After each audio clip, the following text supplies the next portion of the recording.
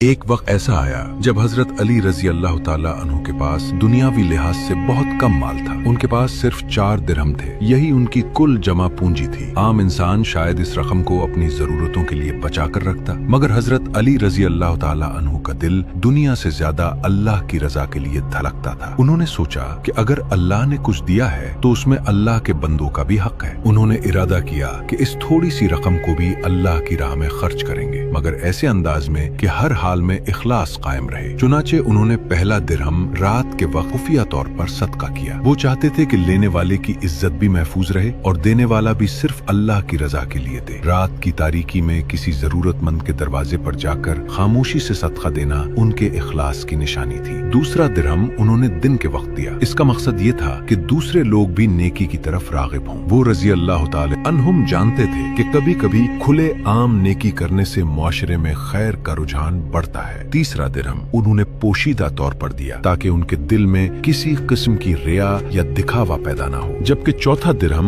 ظاہر کر کے دیا تاکہ لوگوں کو یہ پیغام ملے کہ اللہ کی راہ میں خرچ کرنا باعث عزت ہے، شرمندگی کی بات نہیں۔ یہ صرف 4 درہم نہیں تھے، یہ 4 مختلف نیتوں، 4 مختلف طریقوں اور 4 مختلف اخلاص کی مثالیں تھیں۔ حضرت علی رضی اللہ تعالیٰ عنہ کی زندگی میں سخاوت صرف مال دینے تک محدود نہیں تھی، بلکہ ان کی عاجزی بھی بے مثال تھی۔ وہ خود محنت کرتے، سادہ لباس پہنتے اور اکثر ضرورت مندوں کی مدد کرتے ہوئے اپنی ذات کو بھول جاتے تھے۔ کہا جاتا ہے کہ کئی بار وہ رات کے اندھیرے میں غریبوں کے گھروں تک کھانا پہنچاتے تاکہ کسی کو معلوم نہ ہو کہ مدد کرنے والا کون ہے۔ ایسے لوگوں کے بارے میں قرآن میں اللہ تعالیٰ نے فرمایا کہ جو لوگ رات اور دن پوشیدہ اور ظاہر اللہ کی راہ میں خرچ کرتے ہیں ان کے لیے اللہ کے ہاں اجر ہے اور انہیں نہ خوف ہوگا نہ غم۔ حضرت علی رضی اللہ تعالیٰ عنہ کی یہ ادا ہمیں سکھاتی ہے کہ اصل بہادری دشمن کو شکست دینے میں نہیں بلکہ اپنے نفس پر قابو پانے میں ہے۔ اصل دولت مال جمع کرنے میں نہیں بلکہ اسے اللہ کی رضا کے لیے خرچ کرنے میں ہے، اور اصل کامیابی وہ ہے جو انسان کو اللہ کے قریب لے جائے۔